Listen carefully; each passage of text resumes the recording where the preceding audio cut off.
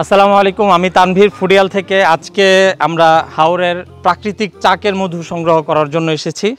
মধু প্রথমত হচ্ছে এই চাষের মধু আর চাকের মধু। আমাদেরটা হচ্ছে একদম প্রাকৃতিক চাকের গ্রামের প্রাকৃতিক মধু।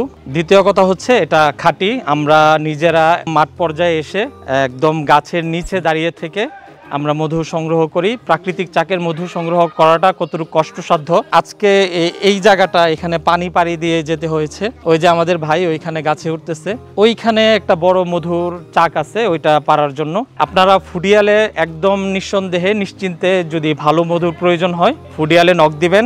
আমরা সর্বোচ্চ গুণগত মানের এবং নিশ্চিন্তে ব্যবহার করার মতো নিজেরা খাওয়ার জন্য সবচেয়ে ভালো মধু যদি সংগ্রহ করতে চান আপনারা নিশ্চিন্তে ফুডিয়ালে যোগাযোগ করবেন। আসসালামু আলাইকুম।